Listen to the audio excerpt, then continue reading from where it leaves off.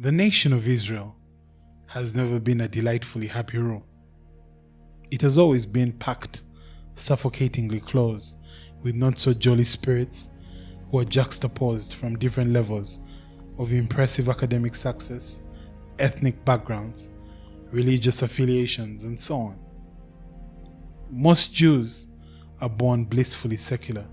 It isn't common to find many hopelessly superstitious men, I assure you, who enjoy themselves in the heart of that enthralling faith. But sometimes you may find rabbis who engage in factionalism, fanaticism, and enthusiasm, but most of them are less radical.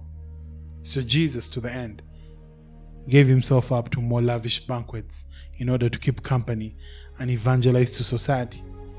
To evangelize, he does not shy away from entering the garden of earthly delights. Since he had acquired some notable distinction, forget not I entreat you, as a somewhat unconventional rabbi.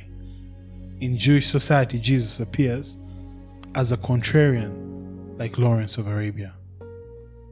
Now, as it chanced, in the light and intensity of being alive in Israel, your night thoughts drive you to the next lavish banquet round the city before an intense religious ceremony. The body of the Bible lengthens and stretches with a great flexibility and the great strength of the dancer. It was apparent enough that the God of the Bible wanted very much to mingle with other nationalities, so long as they would give his commandments a moment's notice. He wanted his tribe to remain as pure as the aspergillum that the faithful are awash in. Centuries later, many others discovering that the Christian acquaintance is multi-ethnic and diverse in conviction, they do not take courage, as they could not conceive an all-encompassing religion that takes in those from different backgrounds. Jesus is born and is not pompously puffed up. Jesus never possessed a certain weight of birth and money.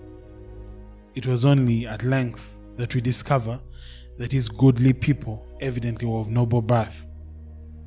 As a consequence, he wasn't like modern day royalty who life has to force to knock that prince staff off. He never carried an air of self-importance and snobbishness in his soul. Such was indeed the undeniable truth. As we turn the pages of the Bible, we feel the guessing games, the suspense, the feelings of inadequacy, the confusion, the angst.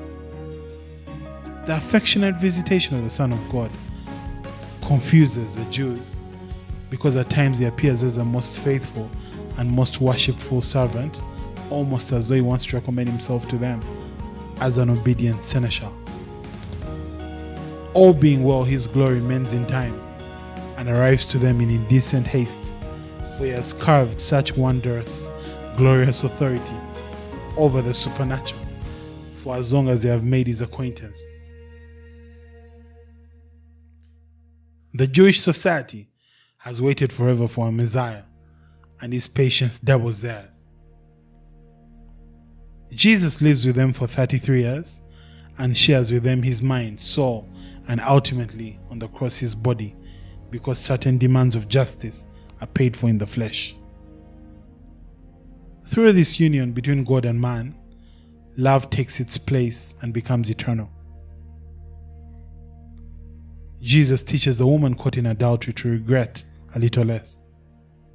He teaches the disciples in the Gospel of Matthew 17:20, if you have faith as a mustard seed, you will say to this mountain, move from here to there, and it will move, and nothing will be impossible for you. You have here what he spoke. And through it, he teaches them to hope a little more. He teaches Peter, who vengefully cut off the ear of the soldier, to love a little more.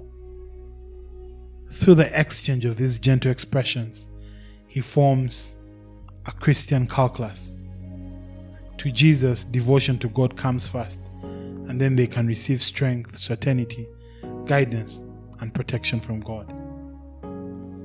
The Christian faith quintessentially calls us to identify with a people and a history not our own. Jesus is indifferent to the ascriptions of honors men have earned through culture and tradition. He confers upon them a universal rather than nationalistic mission. No one asks men if they want to be born, but yet Jesus demands that men must be asked if they want to be born again. In his doctrine, he never forgets that there must be defense of liberty, conscience, rights, and dignity of the believers. Through his discourse with publicans and sinners, he never accepts the worst affections either towards the heathen or the cause of the gospel. Even those who could not be brought to faith, like the rich man, he parts with them very civilly and wishes them well home. As one reads the gospel, he finds the holistic presence of Jesus extraordinarily enchanting. For Jesus has cut himself off from the world and only travels alone with the lightness of his desires. As he challenges the storm, it becomes evident that neither the wind nor the rain will stop him. Jesus' purpose transcends him. It dictates his steps. Steps that lead him to his death, which he submits to almost as though it was a sweet-smelling and full-blown rose.